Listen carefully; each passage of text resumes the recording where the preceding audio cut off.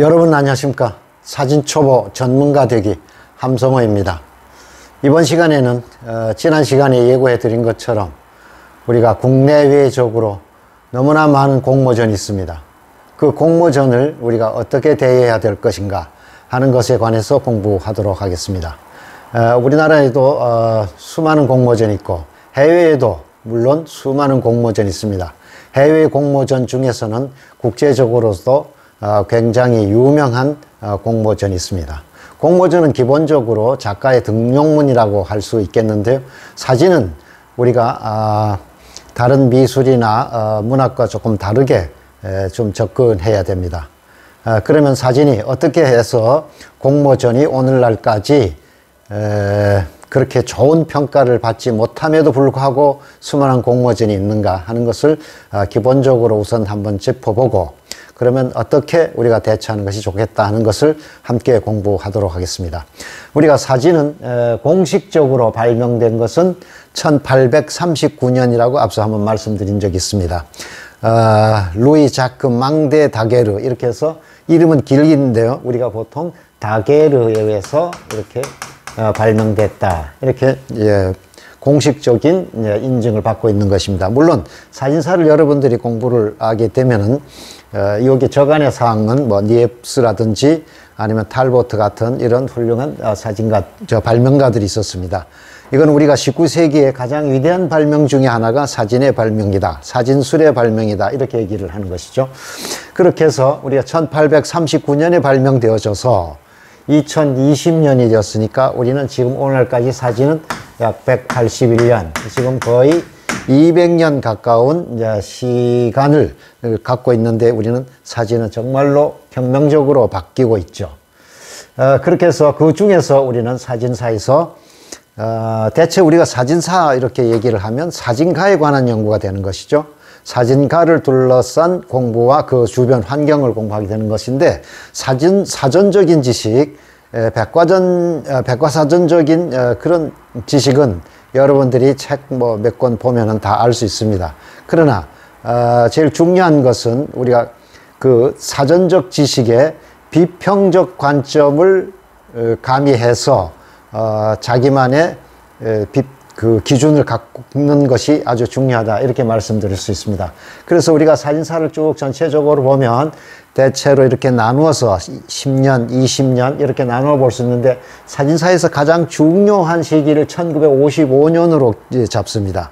1955년. 그렇게 해서 이쪽의 사진, 그 이전의 사진을 우리가 보통 과거 사진, 또 이쪽을 우리가 현대 사진, 이렇게 말합니다. 그러면 여기에 들어가 있는 그 기준은 조금 이따 말씀드리기로 하고, 그러면 발명된 이후부터 쭉 사진은 기술적인 발전을 했기 때문에 사진 미학에 대한 이론적 기초가 없었습니다.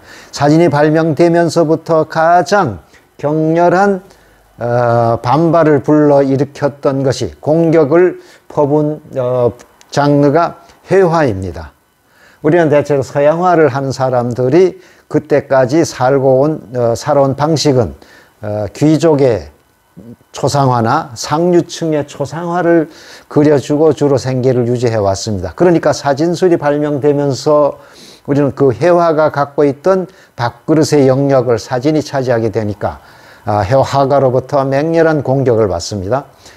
이거는 우리가 여러분들 책 조금만 보면 알 수 있습니다. 사진은 예술이 아니다, 복제일 뿐이다, 이런 공격. 그렇게 해서 사진가들이 쭉 나오면서 화가들로부터 인정받기 위해서 야합을 하게 됩니다. 그래서 회화적 방법을 주로 적극 수용하면서 화가들로부터 인정을 받으려고 했는데, 우리가 요 사진사에서 요까지 오는 중에 1902년이 사진사에서 아주 중요한 변곡점이 됩니다.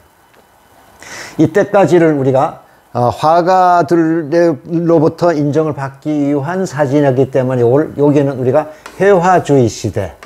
그래서 우리가 픽토리얼 에이지 이렇게 말합니다. 요거는 우리가 다음에 자세히 한번 또 공부하도록 하고, 1902년은 어떤 의미를 갖는가 하면, 알프레드 스티글리츠라고 하는 걸출한 사진가가 사진에 관한 새로운 인식을 하면서 사진 운동을 일으키게 됩니다. 포토 시세션이라고 해서 우리가 보통 사진 분리파 운동, 포토 시세션 무브먼트 이렇게 얘기합니다. 그럼 요거의 개념은 뭐냐면 알프레드 스티글리츠가 중심이 되어서 사진 예술의 가장 고유한 특징이란 뭔가? 기록성이다. 이 기록성을 극대화시켜서 발전시키는 것이 사진 예술의 요체가 된다는 자각운동을 하기 시작한 것이 1902년입니다. 그래서 알프레드 스티글리츠는 사진사에서 중요한 업적을 남겼는데 이것은 우리가 다음에 공부하도록 하고요. 그 중에서 알프레드 스티글리츠는 그 운동은 주도했지만 그 포토시시에이션이라고 하는 사진 분리파 운동의 완성은 폴 스트랜드라는 사진가가 완성했다라고 이제 평가를 받고 됩니다. 그렇게 해서 요거는 우리가 다음 공부를 또 하도록 하고, 그러면서 요게 1902년부터 쭉 내려오면서 우리가 중요한 그 사진 흐름 중에서는 FSA라고 하는 사진가들, 우리가 미국 농업안전국의 사진가들, 미국 경제대공황 이후에 중요한 기록을 했던 사진가들, 그 다음에 또 라이프나 루크라고 하는 이런 사진 화보 잡지들이 나왔던 시기, 그 다음에 풍경으로서는 우리가 지난번에 배웠던 F64 그룹의 사진, 이런 것들, 이런 풍경의 변모는 또 다시 우리가 앞으로 사진사를 여러분들과 함께 쭉 20년 단위 정도로 끊어서 한번 공부를 하겠습니다. 그래서 우선 중요한 거 짚어보면 그 중에서 풍경 F64, 그 다음으로 여러분들이 간혹 들어보셨을 수도 있는데 매그남 그룹이라는 집단이 있습니다. 매그남. 요 매그남은 우리가 그 앙리 까르띠에 브레송, 우리가 브레송은 국내에 워낙 많이 알려졌기 때문에 많은 분들이 알고 있습니다. 앙리 까르띠에 브레송, 또 전쟁 사진가로 알려진 로버트 카파, 이런 작가들을 중심으로 해서 1947년에 결성됐습니다. 프랑스 파리에서 결성해서 본부는 뉴욕에 두고, 요거는 그럼 단체의 특징은 뭐냐면 지금까지 사진가들이 주로 신문이나 잡지사에 전속되어 있던 것이 독립해서 최초의 사진 권익 집단입니다. 그러니까 저널림 사진가들, 저널리스트 또는 다큐멘터리 사진가들이 모여서 권익 집단을 결성했는데, 이것은 오늘날까지도 매그남은 이어져 내려오고 있습니다. 우리나라에도 젊은 사진가가, 다큐멘터리 사진가가 한 명 참가하고 있는 걸로 이제 알려져 있죠. 그러면 요게 매그남 사진가 중에서 가장 중요한 인물 역할을 했던 우리가 사진가가 앙리 까르띠에 브레송, 이렇죠. 그래서 우리가 브레송 이러지 않습니까?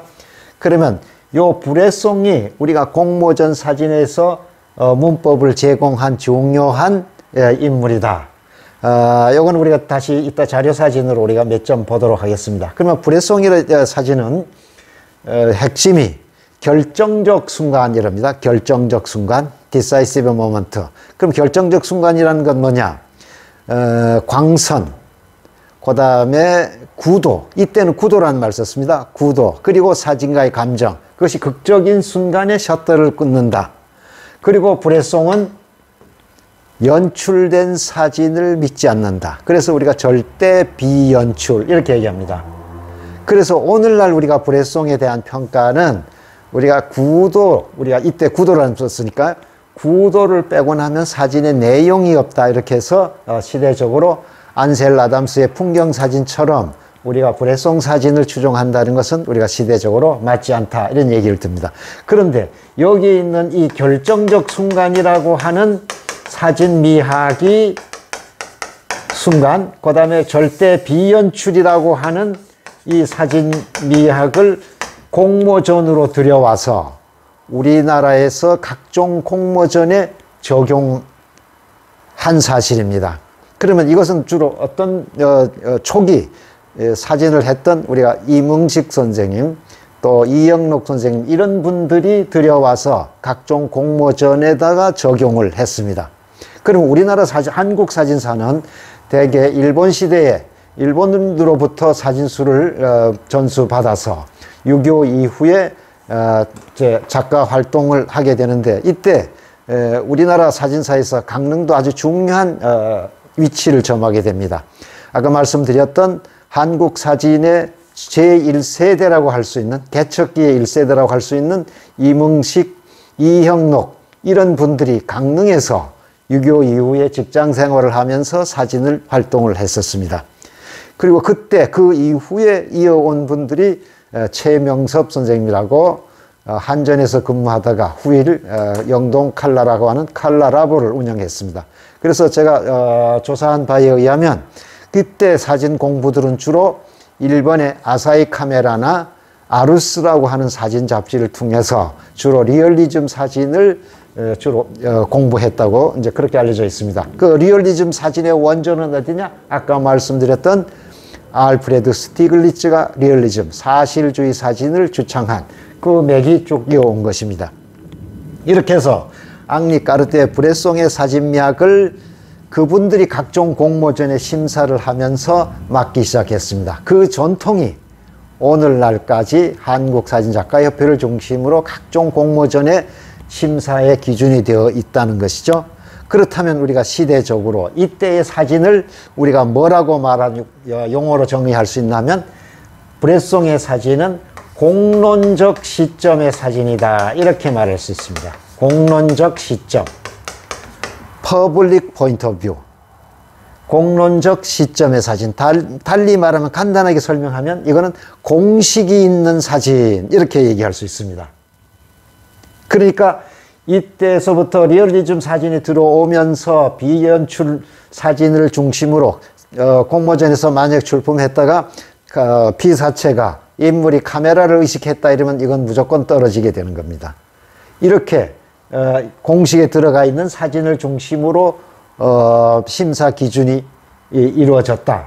그랬는데 요 공론적 시점에 반대되는 개념이 뭐냐? 1955년을 아까 말씀드렸습니다. 1955년을 기점으로 과거 사진, 현대 사진인데, 여기에 들어와 있는 인물의 사진가가 로버트 프랭크와 윌리엄 클라인이라고 하는 사진가입니다. 로버트 프랭크.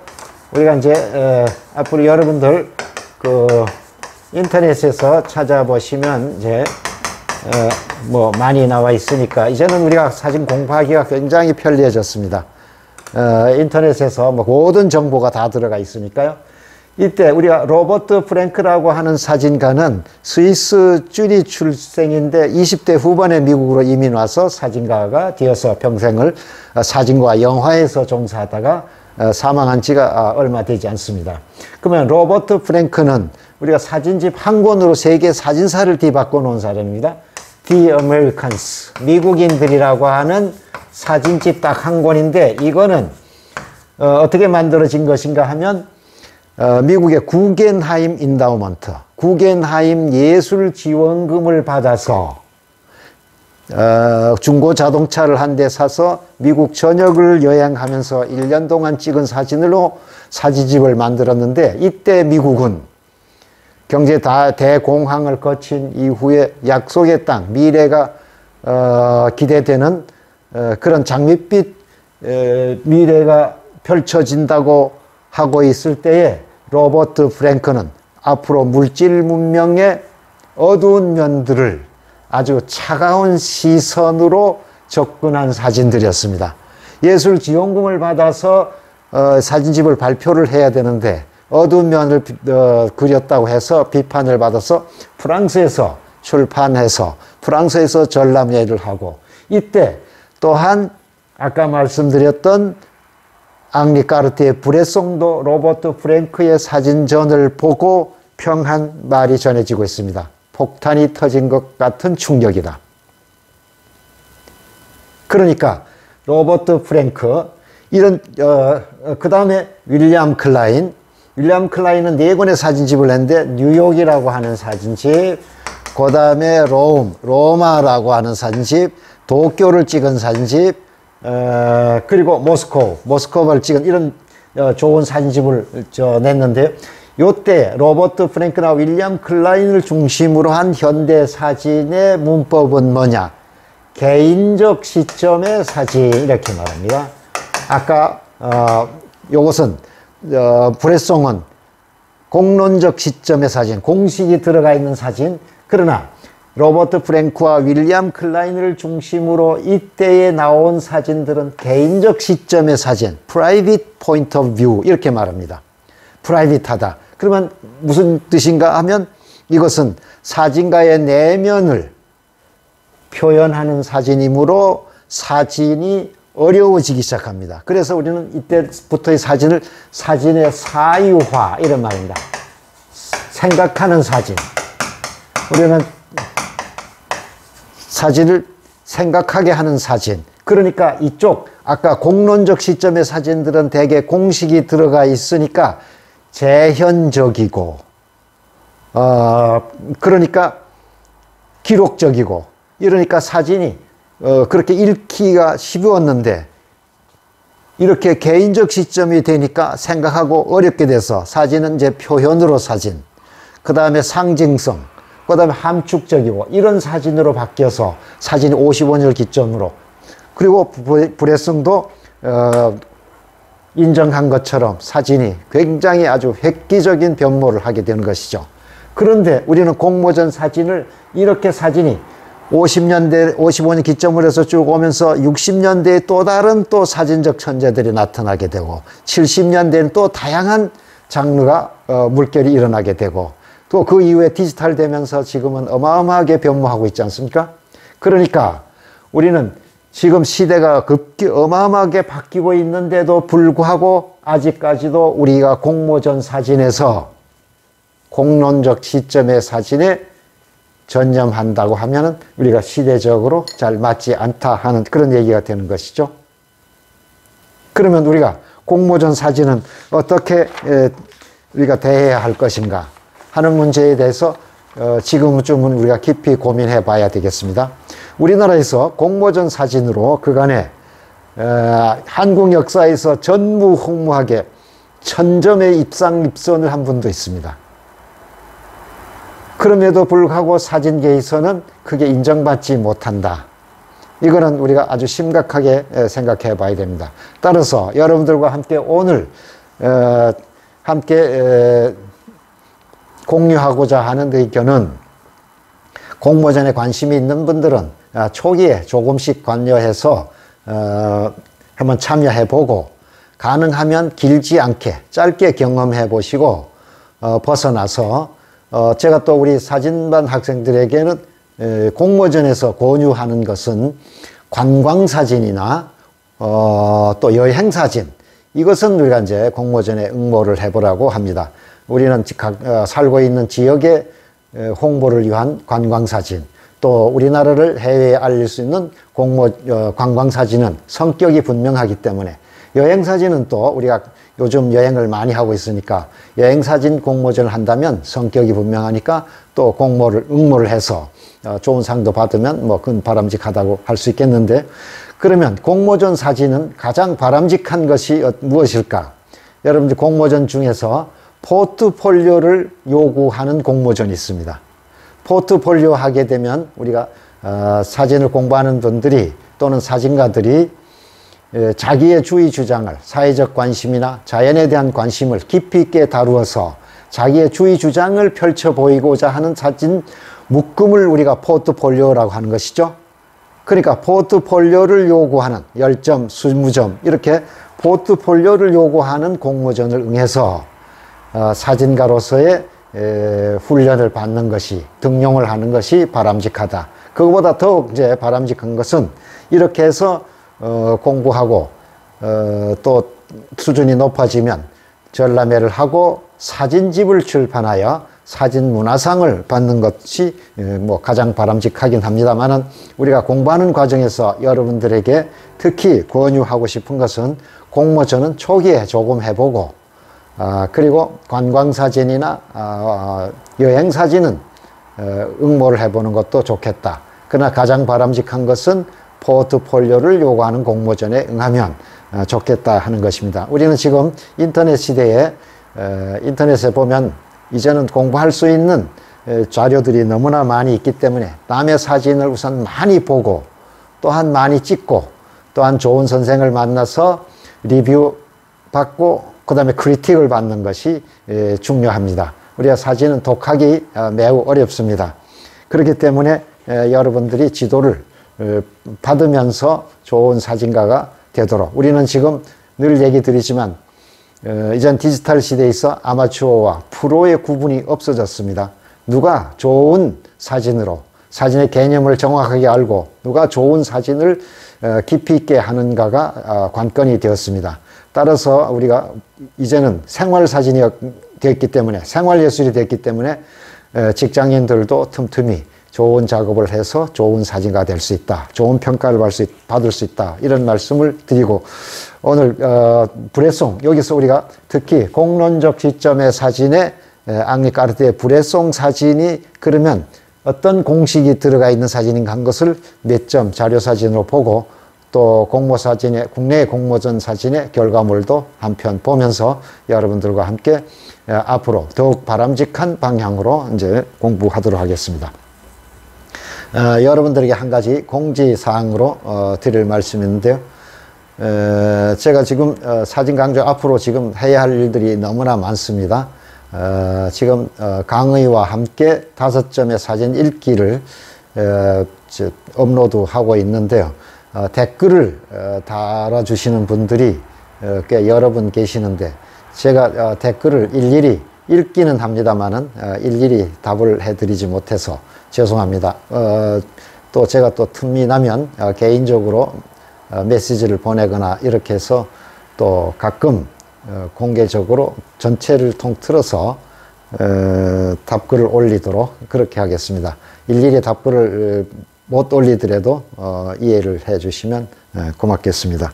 그리고 다음 시간에는 제가 그 기법을 그렇게 좋아하지 않는다, 원하지 않는다 하는 말씀 드렸는데 요즘에 우리 한국 사진의 애호가들 중에서 또 공부하는 분들 중에서 아날로그에 관심이 많은 분들이 있습니다.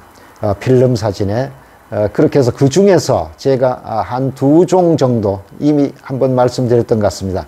그래서 다음 시간에는 카메라 중에서 필름을 쓰는 카메라 중에서 홀가 카메라라는 것이 있습니다.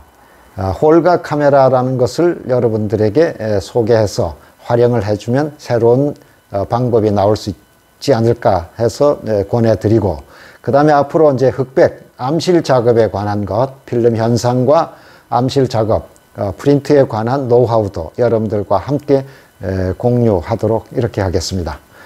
그러면 사진 초보 전문가 되기 오늘 진도는 여기까지 하겠습니다. 여러분 하루 10분 저와 함께 사진 공부 하시면 좋겠습니다. 자료 사진을 우리가 함께 보도록 하겠습니다. 첫 번째 사진을 보시겠습니다. 아마 이 사진은 브레송 사진 중에서 아주 대표작 중에 대표작이었기 때문에 아마 많은 분들이 또 익숙해 있을 수도 있습니다. 지금 사진을 보시면은 물이 고인 이 웅덩이를 건너기 위한 이 양복을 입은 신사가 사다리를 걸쳐 놓은 데서 뛰어서 물에 떨어지기 직전에 샷터를 눌러서 아주 극적인 찬스에서 찍은 사진이 되겠습니다. 자, 보시면은 물론 이 인물이 주제가 됩니다. 여기는 지금 보면 상체가 지금 검은데 배경과하고 같은 비슷한 톤이기 때문에 잘 명확지 않죠. 그것을 여기에서 보완해 주고 있습니다. 그래서 우리가 이 신사의 모습을 물그림자를 통해서 유추해 볼 수 있도록 이렇게 돼 있고, 그 다음에 배경은 보면 그 사회적 그때의 분위기를 보여주고, 여기도 또 인물도 하나 있습니다. 특히 여기서 보시면은 사다리가 움직이면서 여기 동심원을 이렇게 만들어 냈습니다. 원의 요소죠.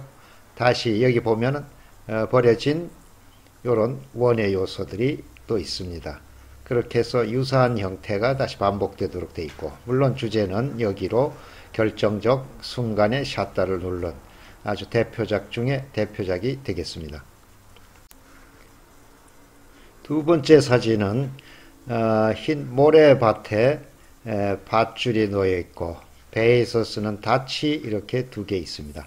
아이들이 여름에 아마 더운 날씨에 놀고 있는 모습이 보이는데 이 아이들의 노는 모습에 결정적인 찬스, 결정적인 순간에 샷다를 누른다.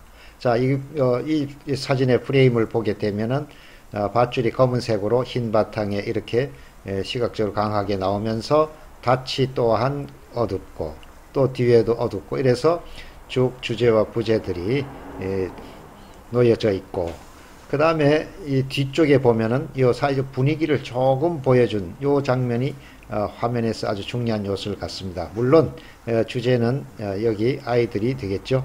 자, 결정적 순간의 사진이라 할 수 있습니다. 자, 이 사진의 경우에는 우리가 브레송 사진의 결정적 순간의 아주 전형적인 형태 중에 하나입니다. 자, 보시면은 노 부부가 주제이죠. 노 부부가 굵은 실루엣으로 드러나는 나무를 등에다 대고 의자에 앉아서 그 다음에 시선이 두 분이 같은 관심 있는 곳에 보이고 여기서 물론 여기가 주제가 되겠죠. 그런데 이 사진에서 가장 중요한 역할을 하고 있는 것이 여기에 지나가는 개 한 마리입니다. 이것이 점경으로 작용해져 있다. 그래서 전형적인 형태, 구도의 사진이죠. 그리고 그 당시의 사회적 배경을 보여주는 모습도 보여주고 있고요. 이런 것들이 브레송 사진의 아주 전형적인 형태다. 이렇게 이해하시면 되겠습니다. 지금 보시는 사진도 아주 브레송 사진 중에서 결정적 순간과 아울러 아주 해학이 느껴지는 또 가족애가 느껴지는 그런 사진이 되겠죠. 가장으로 보이는 남자가 뒷모습이 있고 그 다음에 가족이 할머니 아마 부인 아이 같은데 이렇게 해서 가족들이 모두 가장을 향하고 있습니다. 할머니는 물론 아기를 향하고 있고 그런데 이 사진에서 결정적으로 작용하고 있는 것이 바로 이 개 한 마리인데 이 개 한 마리의 시선이 바로 개도 마찬가지로 주인의 얼굴을 향하고 있죠. 아이도 아빠의 얼굴을 향하고 있죠. 이렇게 해서 가족애라는 걸 느끼게 하는 아주 유머러스하고 인간미가 느껴지는 그런 사진이 되겠습니다. 자, 또 한 점의 결정적 순간의 사진을 보십니다. 이런 사진들은 우리가 오늘날까지도 각종 공모전에서 아직도 볼 수 있습니다. 바다 프레임을 우리가 이제 보시면은 전체 프레임 중에서 한 5분의 1 정도의 바다 그리고 배 그 다음에 노를 젓는 어부가 한 명 있고 그물을 던지는 이 결정적 순간 여기 있는 인물이 던져서 그물이 완전히 펼쳐지면서 손도 또한 결정적으로 위에 올라갔을 때의 샷다를 누르는 것 이런 것들이 아마 전형적인 결정적 순간의 브레송 사진이다 이렇게 이해를 하시면 되겠습니다. 자, 지금 보고 계시는 사진은 브레송의 사진 중에서 또한 아주 대표작 중에 한 점이 되겠습니다. 앞서 사진에서도 우리가 코믹한 것을 이 유머러스한 장면을 목격했는데 아주 점잖은 신사 두 분이 가림막으로 쳐져 있는 안쪽에를 무슨 일이 있는지 아주 유심히 정신없이 보고 있는가 하면 이 신사는 누가 또 지나가는 행인이 있는가 싶어서 고개를 착 돌리는 순간에 샷다를 끊음으로써 아주 좋은 사진을 보여주고 있죠. 그럼 우리가 프레임을 보면 인물이 아주 주제로 아주 강하게 세계 대비가 뚜렷하도록 그리고 광선도 우리가 반역광 우리가 보통 렘브란트 라이트의 각도를 가지고 뒤쪽에서 내려오면서 반역광으로 그림자도 생기고 또 가림막 저 뒤쪽에 보면 주변 환경 배경을 약간 보여주고 이렇게 돼서 우리가 보는 순간에 굉장히 아주 유머러스함을 느끼는 그런 대표작 중에 한 점이라고 할 수 있습니다. 네, 지금 보시는 사진은 브레송이 여러 권의 사진집을 남긴 중에서 인물 사진만 모은 사진입니다. 앙리 까르티에 브레송, 포토 포트레이트, 이래서 인물 사진만으로 한 280여 페이지 아주 많은 사진의 두꺼운 사진집을 내고 있는데, 이 안에는 주로 인물 사진들로 이루어져 있습니다. 안의 사진을 한번 보시겠습니다. 자, 보시는 것처럼 펼쳐놓은 상태인데, 할머니의 초상 사진을, 할머니 시선이 자연스럽게 이쪽을 향하고 있는 사진이고, 이쪽 인물은 또한 이쪽으로 향하게 해서 레이아웃도 이렇게 시선을 서로 이렇게 배치를 함으로 인해서 우리가 스냅샷, 브레송이 주로 즐겨 사용한 스냅샷, 카메라를 의식하지 않는 사진이 되겠습니다. 지금 보고 계시는 사진은 우리가 인물 사진에서 한번 지금까지도 원용해도 될 아주 좋은 사진을 할 수 있습니다. 보시는 순간 이 인물이 우리가 프레임의 한 3분의 1 정도에 넣어서 구도의 형태를 취하고 있고, 그 다음에 색의 대비가 뚜렷해서 주제가 아주 명확히 드러나고 있죠. 그리고 저쪽에 또한 이쪽으로의 3분의 1 지점에 저 멀리 가는 부재의 인물이 있습니다. 광선을 보시면 이쪽에서 렘브란트 라이트의 방향처럼 반역광에서 들어와서 그림자도 이쪽 건물의 모양도 우리가 유추할 수 있게 해서 화면을 조금 깊이감 있게 해주고, 더더욱 이 배경이 지금 보면 담으로 이루어진, 우리가 기와로 덮어진 담벼락이 쭉 원근감 있게 펼쳐져 있습니다. 그러면 이 사진은 주제가 명확하면서 또한 우리가 보는 순간 이 사진은 중국 문화의 중국인이구나, 중국의 수행자구나, 이런 생각이 들게 하는 것이죠. 그래서 아주 좋은 사진입니다. 아주 자연스럽고 우리가 카메라를 의식했음에도 불구하고 좋은 사진으로 우리가 한번 다시 지금 새겨볼 만한 그런 사진이 되겠습니다. 지금 보시는 사진은 여러분들 아마 익숙한 얼굴이죠.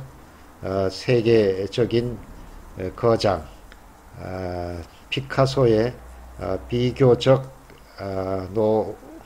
노년의 사진인데 아주 힘이 느껴진 사진이죠. 이 경우에는 아마 피카소의 작업실에서 연출, 그렇게 작가가 의도해서 광선도 보시면 이렇게 사이드에서 들어오고 있고, 그렇게 해서 아마 여기 인물 사진, 그 포트레이트에 보면 주로 연출해서 이런 사진들도 많이 있습니다. 아주 좋은 사진들도 많이 있는데, 여러분들에게 피카소의 모습을 한번 보여주기 위해서 이 사진을 꺼냈습니다. 지금 보시고 있는 사진이 전형적인 공모전 형태의 사진입니다. 오래전에, 아주 오래전에 한 25년, 30년 정도 된 것 같습니다. 오래전에 전국 사진 공모전에서 최고상을 받았던 사진입니다. 우리가 앞서서 공론적 시점의 사진 공모전이 그런 등식을 갖고 있다 했는데, 이것이 아마 전형적인 형태입니다. 하루 일을 마치고 돌아가는 사람들의 다양한 모습입니다. 자, 리어커를 앞에서 끌고 밀고, 또 여기에는 그릇을 하나 들고 걷는 분도 있고, 그 다음에 경운기를 또 타고 밀고 하는, 이렇게 해서 하루 일과를 마치고 돌아가는 장면인데, 자, 세계 대비로 주제가 명확하게 드러나고 있으면서, 그거는 광선이 또한 아까 말씀드렸던 반역광, 우리가 렘브란트 라이트의 각도 정도로 반역광으로 들어오면서 그림자를 또 만들어내서 사진의 깊이감을 주고 있죠. 그리고 무엇보다 바닥이 이 그림 광선에 의해서 무수하게 찍힌 발자국과 바퀴 자국들이, 여기에 무수한 사람들이 지나다니면서 작업했다고 하는 것을 보여주는 사진이죠. 그런 의미에서 아주 간결하면서 극적인, 결정적인 찬스를 보여준 것입니다. 또 이 사진에서는 특히 시점이 위에서 내려다보는 하이앵글로 찍었기 때문에 화면이 깊이감 있게 멀리 드러나고, 그것을 더욱 깊이감 있게 해주는 것은 광선에 있어서 그림자로 도와주고 있다, 이렇게 이해를 하시면 전형적인 공모전 형태의 사진입니다. 그러면 지금까지 공론적 시점의 사진에 관해서 여러분과 함께 살펴봤습니다. 지금까지 여러분과 함께 앙리 까르티에 브레송이라고 하는 한 시대를 풍미한 걸출한 사진가가 확립한 사진 미학인 결정적 순간을 여러분과 함께 공부했습니다. 그 사진 미학이 우리나라에도 들어와서 각종 공모전에서 영향을 미쳐서 아직까지도 그 영향권에서 완전히 벗어나지 못했다고 하는 것은 시대적으로 대단히 심각한 문제다 하는 말씀을 드렸습니다. 그게 상대적 개념으로서 우리는 1955년부터 확립된 사진 미학이라고 할 수 있는 개인적 시점의 사진, Private Point of View, 또 로버트 프랭크와 윌리엄 클라인이 시대를 바꿔놨다 하는 말씀을 드렸고, 그것이 쭉 60년대에 또 다른 또 사진 천재들이 나타나서 개성 발전시키고, 70년대에는 또 더욱 다양한 물결이 이루어지고, 디지털 시대에는 더욱 사진의 표현으로서의 사진으로 그 깊이감과 넓이를 훨씬 더 다양하게 하고 있다 하는 말씀을 드렸습니다. 따라서 공모전 사진은 여러분들이 초기에 관심 있으면 조금 응모해보고, 그렇지 않으면 포기하고, 관광사진이나 여행사진은 목적성이 뚜렷하기 때문에 참여해보는 것도 좋겠다 하는 추천의 말씀을 드렸습니다.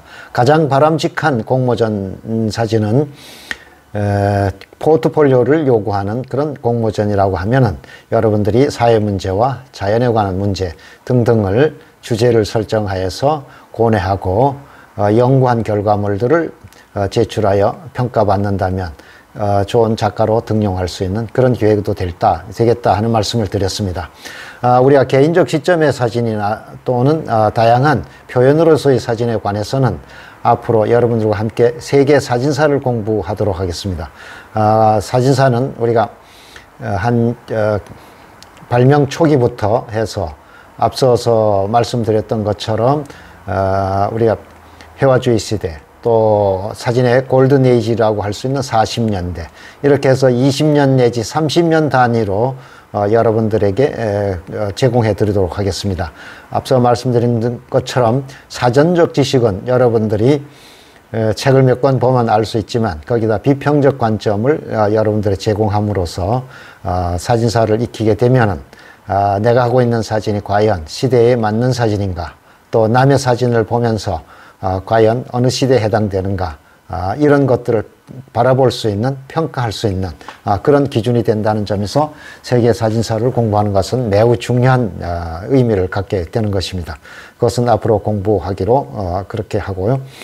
여러분들은 우선 무엇보다도 주변에서 재미있게 생활을 관찰하면서 꾸준히 다양한 사진을 찍어보도록 하는 것이 중요하다 하는 말씀을 드리도록 하겠습니다. 오늘은 여러분들과 함께 공모전 사진 어떻게 할 것인가 하는 것에 관해서 함께 공부했습니다. 사진 초보 전문가 되기 오늘 진도는 여기까지 하고, 하루에 10분 정도 여러분들과 함께 온라인상에서 만나서 사진 공부하시는 것도 아마 의미 있고 아주 보람 있는 일이라고 생각합니다. 자, 그러면 다음 시간에 뵙도록 하겠습니다.